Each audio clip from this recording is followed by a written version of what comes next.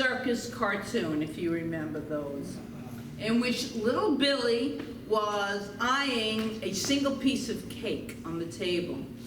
His brother and sister were gathered around with hungry looks in their eyes, and he said to them, "There's only one piece of cake left, and it's mine."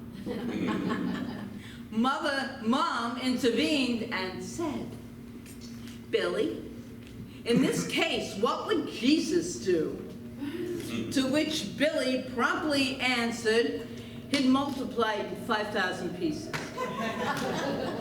This month, he goes with the talk, this month we are going to explore in great depth the profound teachings embedded in Jesus' miracle of multiplying the loaves and fishes into 5,000 pieces. And more actually, since the scripture said it fed 5,000 people. So 5,000 people from one single loaf and one fish. In fact, this month we're going to look at 12 conditions of creating miracles. Each and every one of us, by the end of the series, are going to be able to very confidently create all the miracles that we want in our lives, okay? That's what we are. So be here every single Sunday. Right into October we're doing this. So, according to Todd Michael, who is the author of the book, The 12 Conditions of a Miracle, which will be our foundational book for the whole month, there is nothing supernatural about miracles. When you set up the right conditions, miracles will occur. Oh, I love the word miracles. I know there's a lot of New Thought people, they don't like that word, because nothing's a miracle, it's all natural in God. It is all natural in God, but for us, it feels so great to say, oh my God, it was a miracle. Mm-hmm. You know, it feels good. And anything that feels good, I'm all in. So Ernest Holmes tells us in the Science of Mind book, that which seems to be supernatural after it is thoroughly understood will be found spontaneously natural. The formula, if you will, for entering into the consciousness where miracles automatically happen is embedded in this well-known miracle, the one we're going to be talking about today. Bible scholars have thought there was something unique about it for a very good reason. This particular miracle story is included in all four of the four Bibles, four Gospels. In all four Gospels, this one miracle has been talked about. The author of the 12 Conditions, A Miracle of a Miracle, Todd Michael, was frustrated with trying to find the deeper meaning contained in this miracle. So in a last-ditch effort, based on frustration, he began to translate the passage for himself using the original Greek words, which the author of Matthew used to craft this manuscript. Not an easy task, because Greek is deep and complex. And think about it, that's why I always think of Dale Allen Hoffman, who used to visit us often. He speaks fluent Aramaic. And the Greek is translated out of the Aramaic, which is a whole nother thing, and then it gets to English. You think a little bit might have got lost in the translation? Mm-hmm. I think so. But Greek itself is complex. And I'm going to give you an example which I find fascinating. In the book of John, it is written, in the beginning was the Word. And we've probably all heard that. Well, the original Greek actually said in the beginning was the Logos. And if you get a standard Greek to English dictionary, you'll find that the definition for Logos is about 1.5 inches thick. And only the last, from the second from the very last word, does it say word. It's in there. If that's not confusing enough, If you look up the term logos in the Encyclopedia of Religion and Philosophy, you'll find that there are 12 pages which refer to this one word. So, in the most superficial level, logos can refer to spoken or written word. But more importantly, logos refers to that which gives rise to the words, which of course is thought. This is all going to lead us into our conditions and how we can create that consciousness for allowing those what seems like a miracle to unfold in our lives. And so further, logos can refer to the creative cause and effect relationship between thoughts and words. Because there's always a thought before the word. And more generally, of the creative power of thoughts to manifest events and circumstances. So, the phrase at the beginning of John could actually be more accurately spoken as this.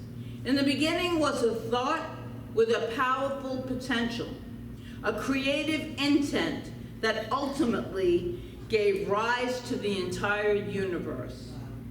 Yeah, really. And this is all coming from Todd Michael's book.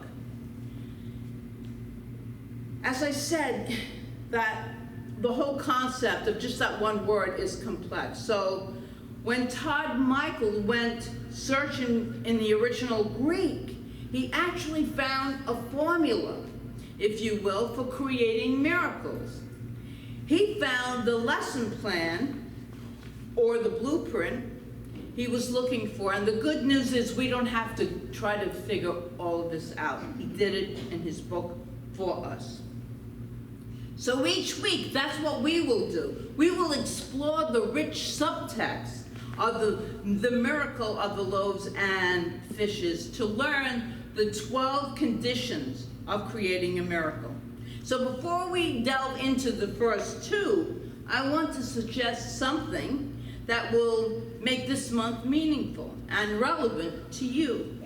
So rather than just be interesting and inspiring, I invite you to think of something in your life, a goal, a dream, somewhere where you can't make a decision. You just want something to take place and you cannot see how it could possibly unfold. Pick something that seems, from where you sit today, completely out of reach. And I want you to hold that in you for this whole series of talks, because I want to see what happens at the end of the month. And then we want to discuss it. With all that said, we're going to begin now. Today we're going to look at two conditions, the first and the second. The first is emptiness, and the second is alignment. So, emptiness. Let's explore the first condition of a miracle, which is found in the first statement of this passage in Matthew. At first glance, it could seem like a statement of fact with no lesson in it at all. There's nothing that could be further from the truth. Matthew 14, verse 13 reads, "When Jesus heard of it, he departed thence by boat, alone to a desert place." And in this statement is revealed a condition that always must initiate a miraculous event. What is a desert really? What is a desert really? It's a dry, arid place that is devoid of any substantial resources. A desert has no food, no water, no shelter, no edible vegetation, but more importantly, a desert has no people, no noise, no politics, no arguments, no books, no words. A desert is a place of profound isolation, silence, and emptiness. Many times in the Bible, Jesus goes into the desert. He goes into the emptiness.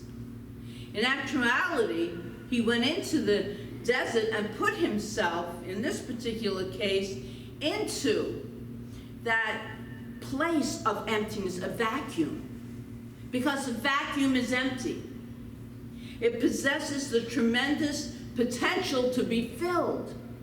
We have probably all heard of the phrase, nature abhors a vacuum. It does, fills it in. It's the natural state of it's a spiritual law of anything. It's like when you go to the beach and you put your hands into your fingers, into the sand, and then you pull them out, and that sand just naturally fills in the spaces. Here's how Todd Michael described what occurs when he creates a place of emptiness. Consider for a moment what it would be like to be within a vacuum. Imagine that you are sitting somewhere and all the air, all the matter, all the energy, all the light, immediately, your immediate surroundings are taken away. What kind of things would you observe from this vantage point, he asks. You would see everything moving toward you.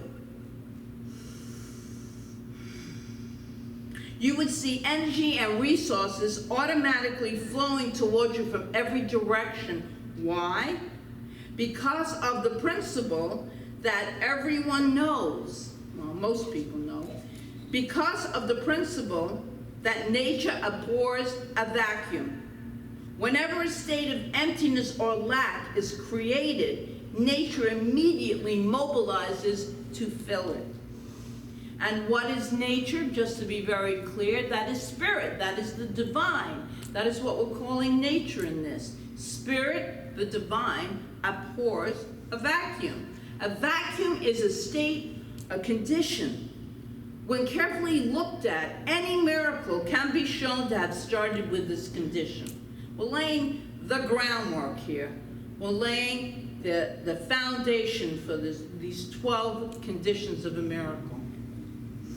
The miracle of loaves and fishes then begins in the same way. Jesus put himself in a vacuum by going into the desert so that the powerful and automatic yet natural force of creation could begin. And here's the interesting fact. He didn't just go into that desert alone before the miracle took place. At verse 23, it reads that he went back into the desert after the miracle concluded. In other words, he started from a place of emptiness and silence.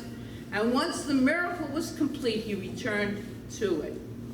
He's showing us the circular nature of all life in these acts. Subtle, but also very important, and we're going to talk about that later in the month. So how can you set up a desert, set up a vacuum, and thus put yourself in the position to experience God's miraculous good flowing toward you? It's two-pronged. It's inward and it's outward. We are using this biblical story to really teach us how to create the good we really want to experience in life. So inward, not surprisingly, is through meditation. That's why it is so key to meditate every morning. It is so key to put ourselves, to empty our minds, to empty ourselves of everything, and just leave ourselves open and receptive. And then God's good can come miraculously, as it feels, toward you, guiding you. Michael's writes, the ability to access a meditative state is vital to the success of your dream, your miracle. Within it is the knowledge, and knowledge is power.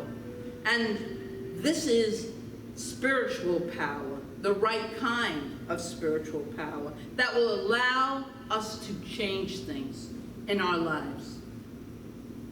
We all know that the knowledge, information that can really help us manifest our dreams often is not found at the level of our conscious thought. It is deeper than that, and we tap into it through meditative processes. Try to make a decision. I know I have recently, a couple. And from the level of my understanding, my consciousness, and I knew it, couldn't really make a definitive decision because I knew something more had to be added. And so patience, meditation, and then allowing the universe to guide me because I knew it would. And then I made the correct decisions. Not what I wanted to do, but I know it felt right. So miracles unfold not by magic, but by knowledge. Money will not magically appear in your wallet. The perfect job will not drop in your lap as you watch reruns on TV and sit there and eat a bag of potato chips. It's not going to happen. A soulmate will not materialize from thin air and ring your doorbell, although all things are possible. It could be the UPS man or woman, I mean, you know, whatever. Disease will not inexplicably heal as you continue to think negative thoughts and abuse your body. You got to take the action. Instead, by going into the desert, by creating the vacuum through meditation, you will receive the insights and revelations and knowledge about how to bring your miracle into manifestation in your life.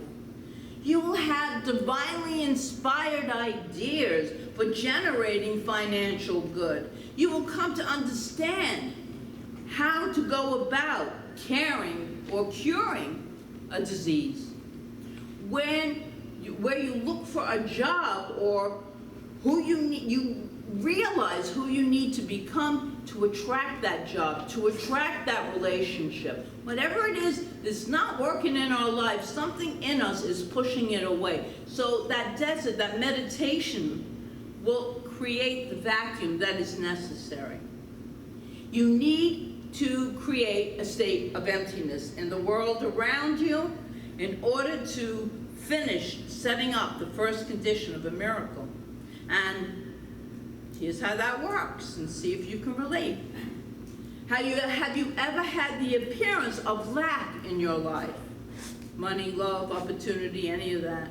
And found yourself clinging desperately to what you had. Remember, everything moves in cycles. Everything is part of the eternal flow, and the flow cannot have its movement and if there's something blocking it. If nothing is released, we have to release in order to make room. Whether it's a relationship, whether it's old thinking, whatever it is, we must release it so that then the universe can replace it. It can come in. Not only replace it with what we want. If you've experienced lack of any kind, you must release. Let go, relax, and create some emptiness, and to allow the vacuum law to take place in our lives. And that'll move us into alignment, condition number 2, alignment.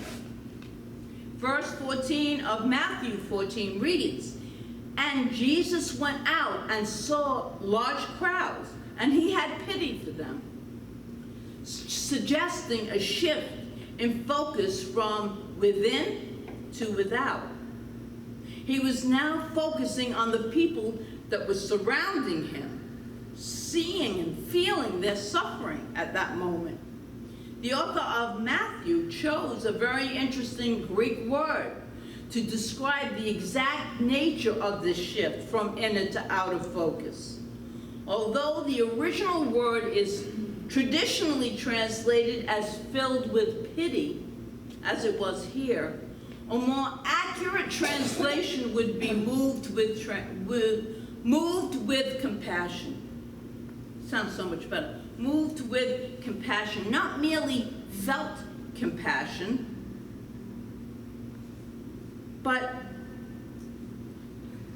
an action of compassion, because compassion truly is love in action.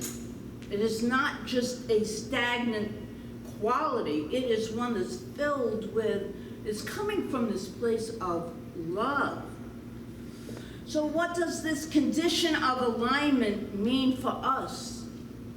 It means aligning ourselves with the pure love of Spirit. And that ties in perfectly with the whole talk of last week, real love. If we don't have that love, which is the glue of the universe, the tapestry of all life, then it will fall apart. So that love must be in place. Imagine what Jesus experienced when he came out of the desert. The state of meditation that he was in. Emptiness, out of the state of a vacuum. He was immediately confronted with an ocean of humanity, probably not at their very best. They were hungry, tired, they were angry, probably really, really, really cranky. And he saw the people for what they are. He saw all of their human frailties. He not only saw their lack and their hunger, he also saw their spiritual ignorance, their greed, their selfishness. After all, these are ordinary people, humanity. Put yourself in that position for a moment. You come out of a deep meditative state, and this is what you are confronted with.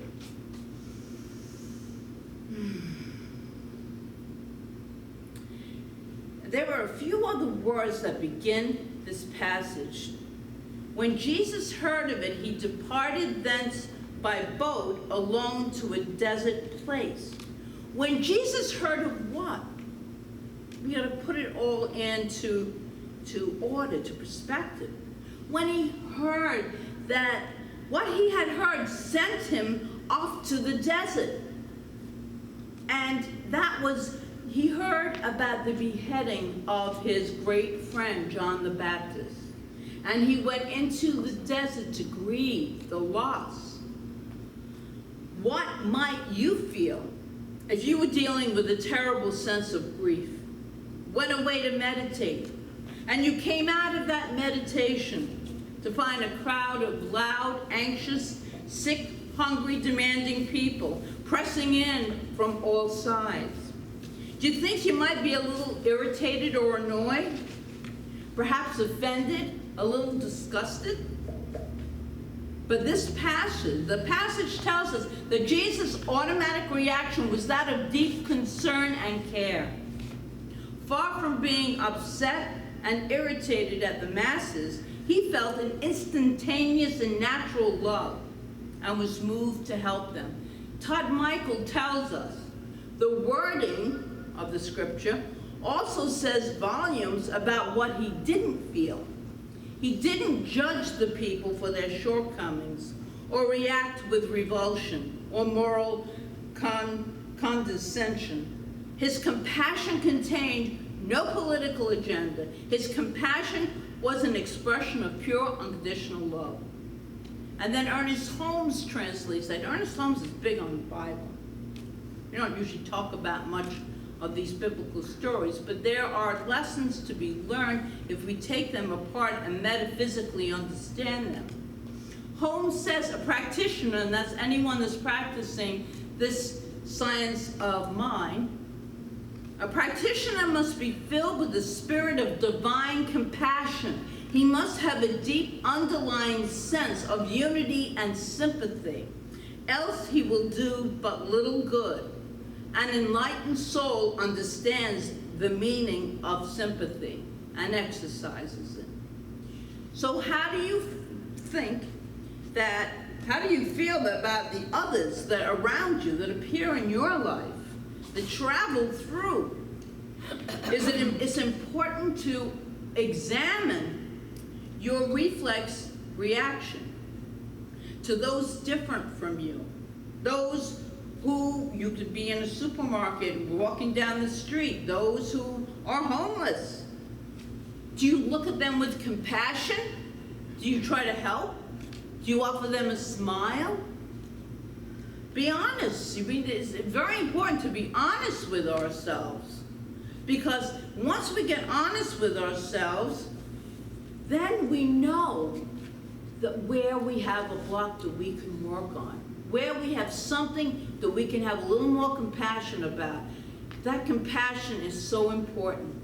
Instead of being critical all of the time about people who are not living the exact same life that we are living.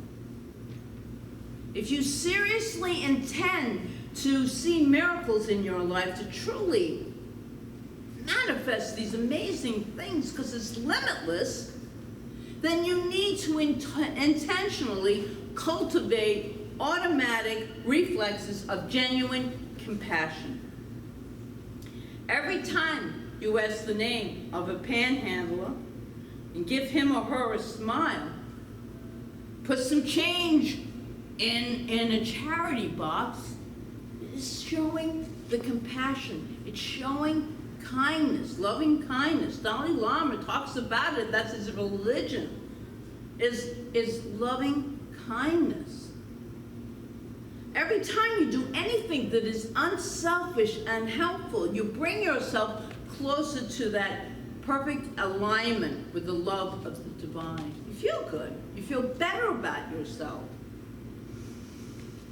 So this week, try to practice this compassion. Try to practice this emptiness, first of all. More meditation. Go deeper in your meditation and just create that empty space so that spirit, the universe, can fill it up with all the good that we desire.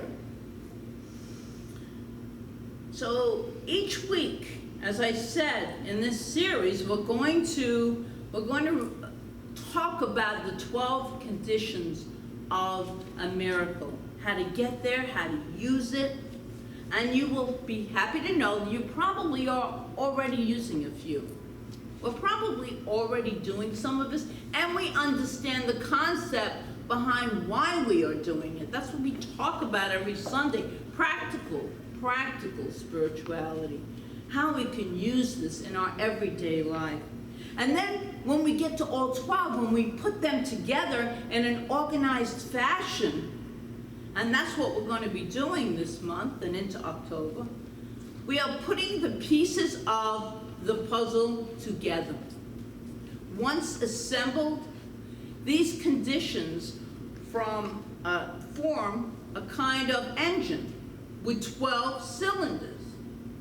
When all 12 cylinders fire together, the power that they generate is beyond comprehension. It's like the good of God is beyond comprehension. And if we want to tap into that good that we talk about all the time, then these are the kinds of practices we need to incorporate in our lives. It's a power that can change your life so drastically that you cannot, in your current state of awareness, imagine that the universe will not open for you. You can only know that all possibilities are part of your reality, not just our small thinking. So we're going to see the power and how we can use it to be a miracle worker. I mean, I think most of us would like some good, other good in our, we have good, more good, right? In our lives. And so these are the conditions. This is more of a learning talk. It's about understanding our spirituality and taken from biblical stories and the great master teacher Jesus, who we know was a New Thought teacher. We just know it. Everything he said was all about unity. So that's going to be our charge for this month. So be a miracle worker, folks. We're going to show you how. And so it is.